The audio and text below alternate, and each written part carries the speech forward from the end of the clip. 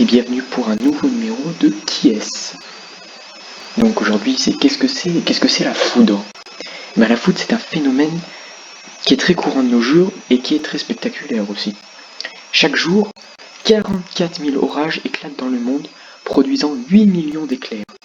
Un orage moyen produit la puissance électrique d'une petite centrale nucléaire.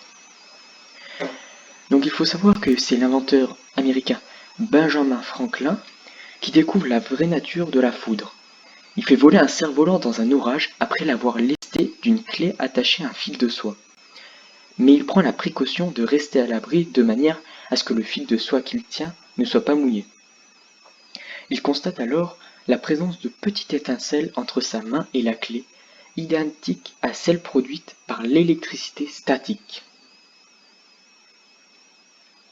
Donc, qu'est-ce qui se passe concrètement dans le nuage orageux pour qu'il y ait de l'électricité? Eh ben, c'est assez simple. Dans les nuages orageux, il y a beaucoup d'énergie.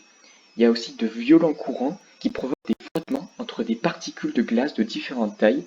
Donc ça peut être des grésilles ou ça peut être des cristaux. Ces nuages sont formés de couches positives ou négatives, avec une énorme quantité d'électricité statique. Il y a alors des éclairs qui se produisent dans le nuage entre, comme on peut le voir ici, les charges négatives et les charges positives, mais aussi entre les charges négatives du nuage et les charges positives